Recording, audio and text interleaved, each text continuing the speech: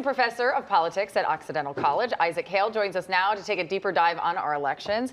Thank you so much for being here this morning. Thank you for having me. Yeah, good morning. So we heard a little bit in Rick's report. We've been talking about this morning. A lot of Republicans came out very early to vote. Democrats kind of stayed back. Tonight is going to look very interesting, isn't it? It sure is. And Democrats had reasons to hold back. There's been a lot of volatility in the governor's race. And given our top two system, Democratic voters have wanted to know, who can I cast my vote for in this very crowded field without worrying about wasting it?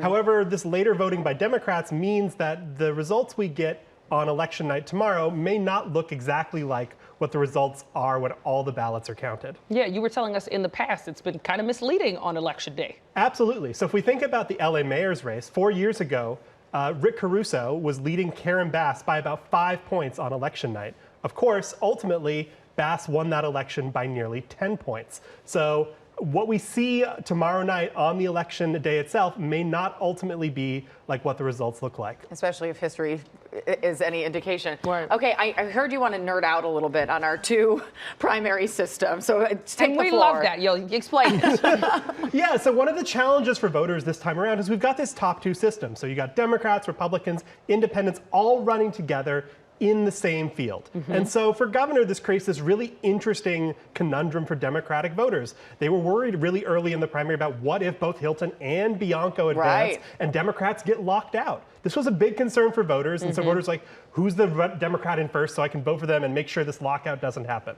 Well, things have changed since then. Swalwell dropped out, Trump endorsed Steve Hilton, and the threat of a Republican lockout of Democrats has faded. Now Republicans are worried about getting locked out should both Becerra and Steyer advance to the second round. And so the top two system creates these very interesting and somewhat unusual compared to other US states incentives for voters to be thinking strategically about who they're going to vote for, and sometimes thinking about, do I want to cast a vote for who's going to come in second in this race rather than who's going to come in first? Which is what I was talking about earlier. My neighbors are all doing that. Yeah. None of them are voting for who they actually want to be governor. They're voting for who they want as the number two. Yeah, and this is, I think, trying to play the system in some ways. And I think this is one of the big criticisms of the top two system. This was adopted in the Schwarzenegger era as a way, promised to voters as a way to get more moderate and responsive candidates elected to office.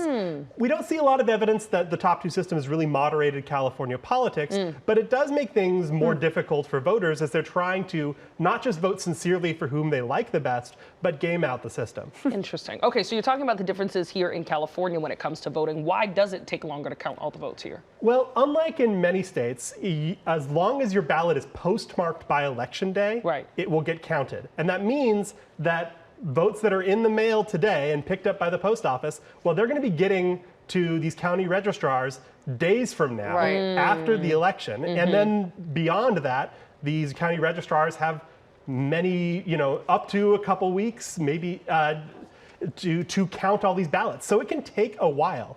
Now, if you haven't voted yet, I strongly encourage you to either vote in person or use one of the official drop boxes rather than getting in the mail, because if they don't pick up your mail today and it isn't postmarked by election day, your ballot won't count. This is my husband and I actually had an argument about this morning. Yeah. He's like, well, we can just stick it in the mail. And I was like, I'm not risking it. We don't know. I'm gonna take it to the drop box. Make sure it's in and gets counted. So what are you gonna really be looking for tonight?